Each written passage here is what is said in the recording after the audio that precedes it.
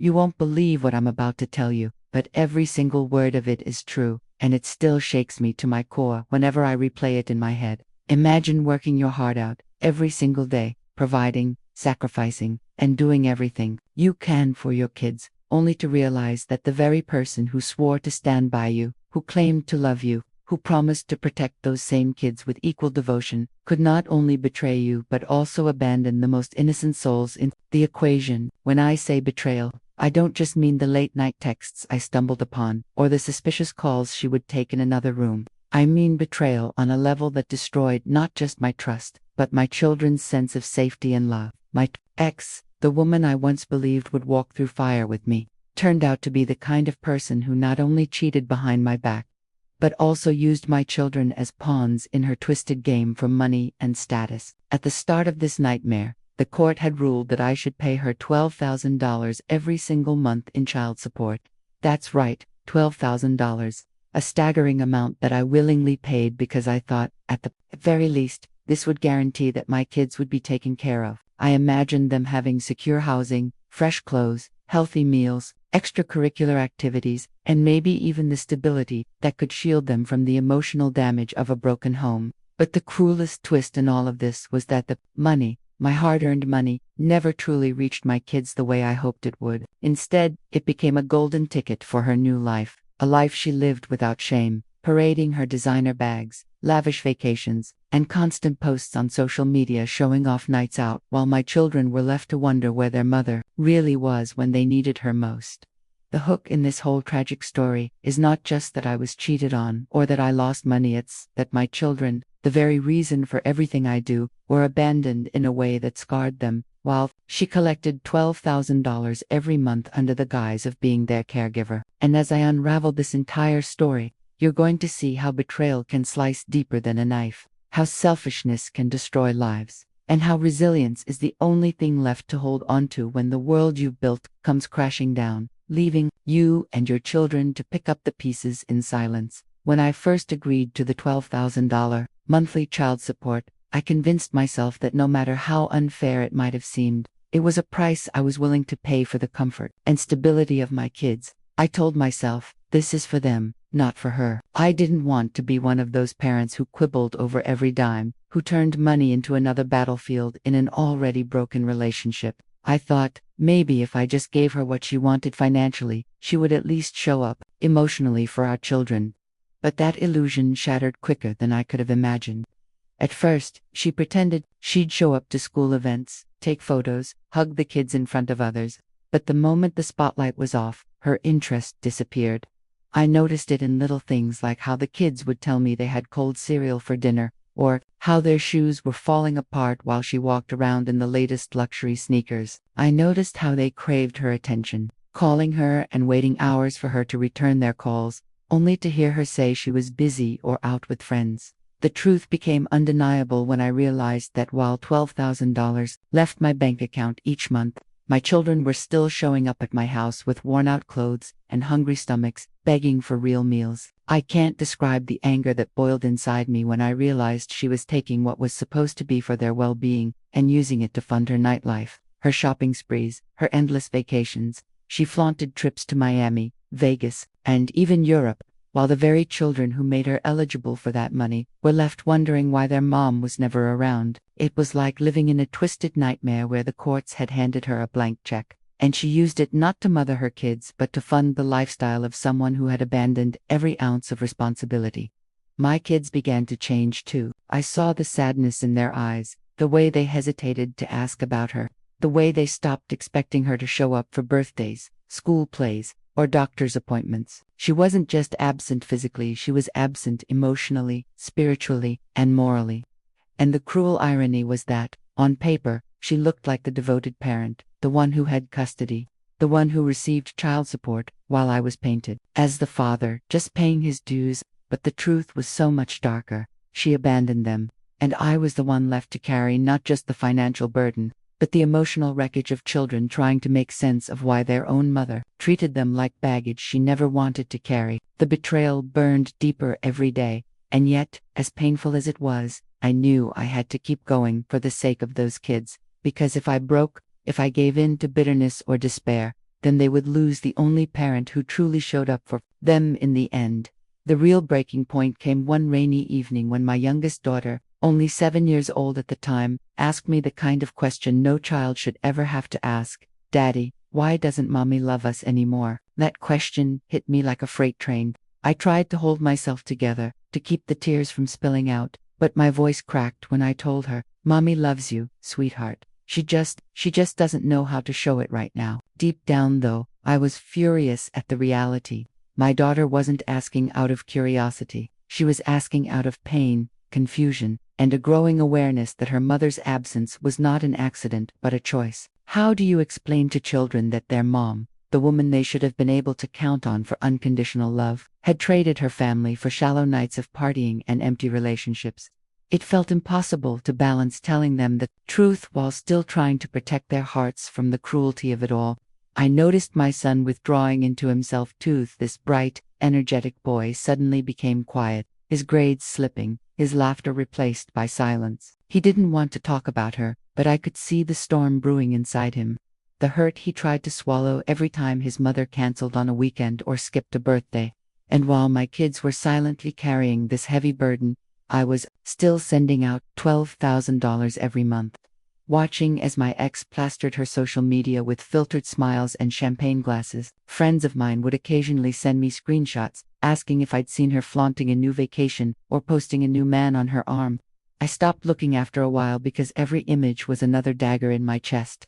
Not because I missed her, I was long past that, but because I knew every dollar she wasted was a dollar meant for my children's happiness, their comfort, their future. I started to feel like I was trapped in a system that not only failed me but actively harmed my children. The court assumed that because she was the custodial parent, she was providing care, yet the reality was that she had abandoned them in every meaningful sense. And what made it worse was how she still painted herself as the victim whenever the topic came up. She'd tell people I was obsessed, that I was trying to control her by questioning how the money was spent, as though asking whether my children were being fed properly was some kind of unreasonable demand. It was maddening. Every time my kids cried themselves to sleep, I sat by their bedside, wishing I could take their pain away, wishing I could show them that not all love ends in abandonment. I knew one thing for sure. If she wasn't going to fight for them, I damn well would. I became both father and mother, the provider and the comforter, the disciplinarian and the soft shoulder to cry on. It wasn't easy. It stretched me to my limits emotionally, physically, and financially. But every sacrifice I made, every extra hour I worked, every sleepless night I endured, was all worth it if it meant my kids would never feel completely alone, even if their mother had walked away from them long ago. As time went on, the cracks in her facade became more obvious, not just to me, but to everyone around us. Teachers would pull me aside, quietly concerned about why the kids seemed more attached to me than to their mother, and why she was rarely present for conferences or school functions. I remember one particular night when the school had organized a small award ceremony. My son was getting recognized for his progress in reading, something I knew he'd worked so hard for. And while he stood there on stage with a certificate in his little hands, his eyes kept scanning the audience, searching desperately for his mother's face. She never showed up. He held it together until we got home, and then he broke down in tears, whispering that he didn't think she cared about him at all. I hugged him so tightly in that moment, promising him that he was loved, that he mattered, that he was worthy of every ounce of pride I had for him. But behind that embrace, my heart was breaking in ways I can't even fully describe. And the bitter part, I knew that very same night, while our son was crying himself to sleep, she was out at a rooftop bar, laughing, taking selfies, posting about how amazing her freedom felt. She called it freedom. I called it abandonment. She painted herself as this strong, independent woman, reclaiming her life after a tough marriage. But what she never admitted was that she was doing it at the expense of her own children. And all the while, the $12,000 continued to flow into her account each month, untouchable, unquestioned, as though it was her right rather than a responsibility. I found myself drowning in frustration at the system that allowed this. I thought about all the fathers out there who genuinely struggled to meet child support obligations, who maybe only had a few $100s to give, and how they'd be vilified if they missed a payment. Yet here I was, paying an obscene amount faithfully, and no one questioned where the money actually went. It felt like injustice, layered upon injustice. My kids started to learn the painful truth too. They stopped asking if their mother would come. Instead, they started assuming she wouldn't.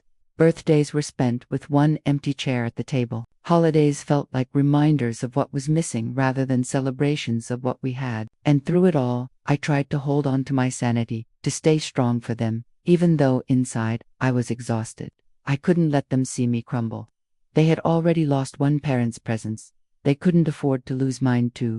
So, I swallowed my bitterness, my anger, and sometimes even my despair, and I turned it into determination. If she had chosen to abandon her role, then I would double down on mine. And though it was crushing at times, there was also a strange sense of pride that came with it, because no matter how much she tried to paint herself as the hero of her own story, I knew that when my children grew up, they would remember who actually stood by them, who actually tucked them in at night, who actually showed up when it mattered. The longer this went on, the more I realized that what hurt the most wasn't just the betrayal of her cheating, or even the financial burden of child support. It was the way she deliberately rewrote the story to make herself look like the victim. While my children carried the scars of her absence in silence, she started telling people that I was trying to buy the kids' love, that I was spoiling them to make her look bad, as if cooking them warm meals, taking them to doctor's appointments, or helping them with homework were somehow manipulative acts. The audacity of her claims would have been laughable if it hadn't been so damaging. There were even times she told the kids directly, in those rare moments she decided to show up, that I was turning them against her, that I was the reason they didn't feel close to her anymore. Imagine how confusing that must have been for a child to be gaslit into thinking that the parent who was actually raising them was somehow responsible for the other parent's neglect. And yet, despite everything, despite her cruelty, despite her absence, my children still longed for her. They still hoped that maybe this time she would change, maybe this time she would keep her promise. I can't tell you how many times I wiped away their tears after a canceled weekend visit. How many times I stayed up late comforting them after another no-show phone call. And every time, I found myself wondering what kind of person it takes to abandon their own flesh and blood while cashing in $12,000 a month that was meant for those very kids. The hypocrisy was staggering. I remember one night when my daughter, a little older by then, sat me down and said, "Daddy, why does Mommy get all that money if she doesn't take care of us?" That question gutted me because it was the same question I had been screaming inside my own head for years. I tried to explain it in terms she could understand, telling her that sometimes the world isn't fair, that sometimes people make choices we can't control. But deep down, I knew this was more than unfair, was a broken system that rewarded neglect and punished the parent who actually showed up. And still, I never stopped paying, never missed a single payment, because I refused to give her any ammunition to use against me. I refused to let her twist the narrative even further by claiming I was irresponsible or uncaring. I did my part, even when she didn't do hers, and slowly, painfully, my kids began to see the truth for themselves.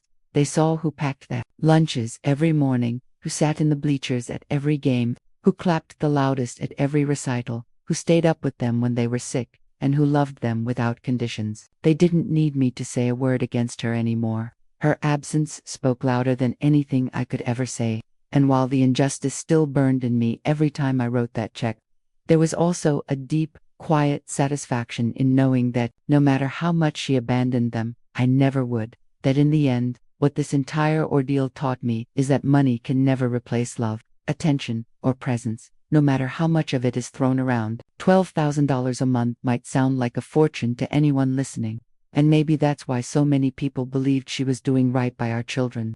On paper, she was the mother with financial support that most parents could only dream of, but behind closed doors, she was a ghost present in name only, absent in every way that truly mattered. My kids grew up not with memories of lavish gifts or vacations from her, but with the bitter ache of waiting by the window for a car that never pulled up, of blowing out candles on birthdays with one parent missing, of looking into the crowd during school events and seeing only one familiar face cheering for them. I carried the weight of that absence on my shoulders, and though it nearly broke me at times, it also made me stronger, because I realized my children didn't need perfection. They just needed consistency, honesty, and love. Over the years, they began to see clearly for themselves who had been there and who hadn't. And that understanding brought a kind of closure that no courtroom ruling or social media narrative could ever undo. I won't lie, I still feel anger when I think about how much money she wasted, how many opportunities for the kids' futures were stolen by her selfish choices, how easily she traded her role as a mother for fleeting thrills. But when I look at my children, now older, wiser, scarred but resilient, I feel something even stronger than anger. I feel pride. Pride that they survived abandonment without losing their ability to love. Pride that they learned how to tell the difference between real care and empty words. Pride that, despite everything, they know their father never walked away, never abandoned them, never stopped fighting for them.